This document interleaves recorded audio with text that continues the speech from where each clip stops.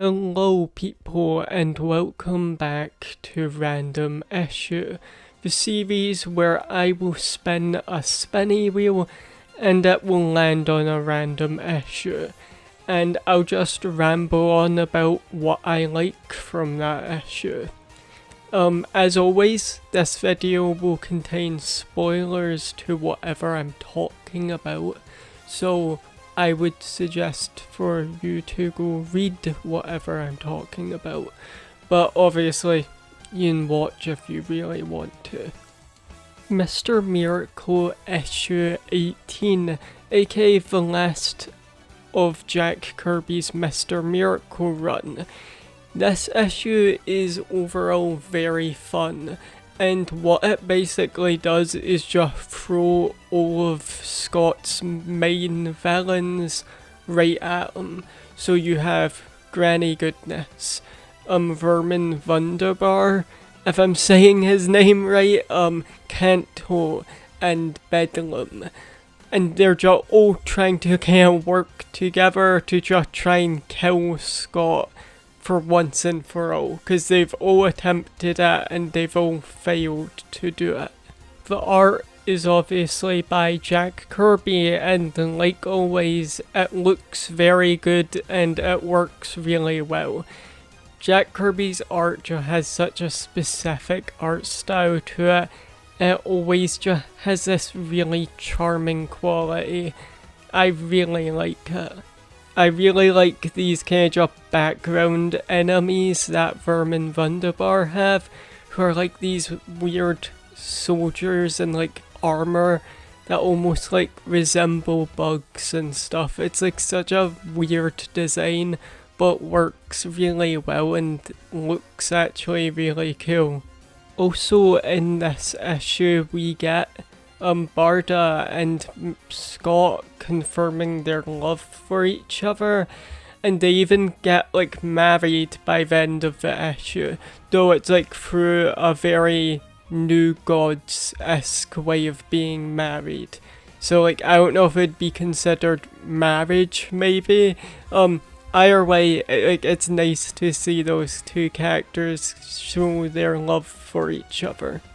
And as always, the villains hook Mr. Miracle up onto a trap.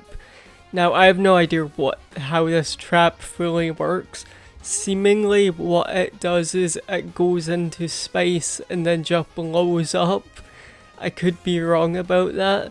But they get rid of any kind of technology on Scott, what normally would help him out. But at the end of the day, it doesn't fully matter, because at the end of the day, the New Gods come to save Scott.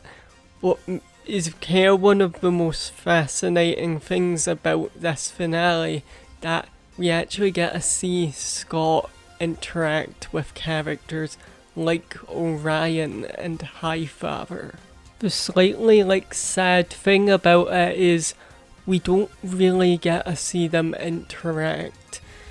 Orion never really talks with Scott in it, and we don't really see a conversation about their kind of history. Now, I understand why it's probably like that, is due to it being that they only had 20 pages they could do, and you can't really fit that entire conversation into 20 pages.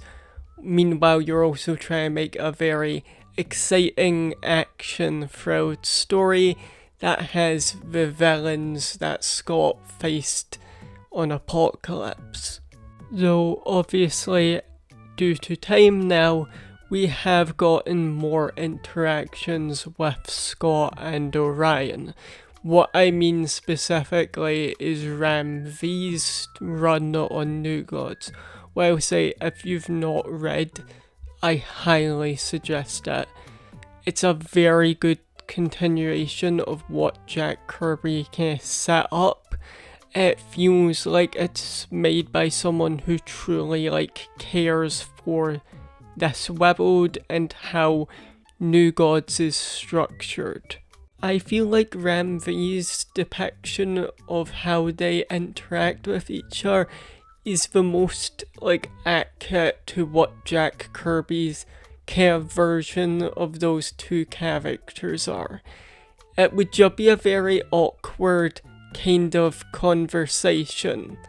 They would not really hate each other, they'd probably be pals, but they're not, like, Orion's going to be still Orion. He's going to be quite kind of cold about it, and Scott's going to feel a bit awkward knowing their past history, as the pact with Darkseid already made it that Mr. Miracle didn't get a grow up on New Genesis.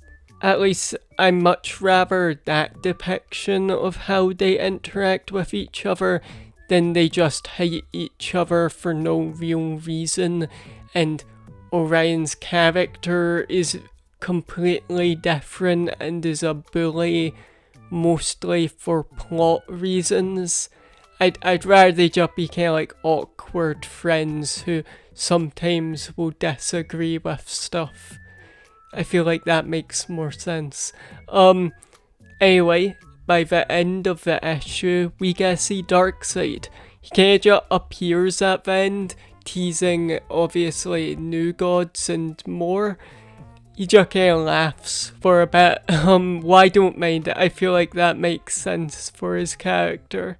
The moment where Scott and Barda say goodbye to Oberon and Shiloh is like really sad and sweet. Like, it's a very well done scene. I love like that interaction. It's just really well done. We truly can get to know Oberon and Shiloh and see them become friends with Scott and Barda, so it's kind of actually just quite sad when they're like, we need to go. It's very well done. Anyway, thank you for watching. If you liked this video, then you can obviously like it if you want. You might have hated this, and you can obviously dislike it if you want. I have more comic book related videos on my channel if you want to check those out, or even subscribe, but that's up to you. Like I said, thank you for watching. That's all, and goodbye.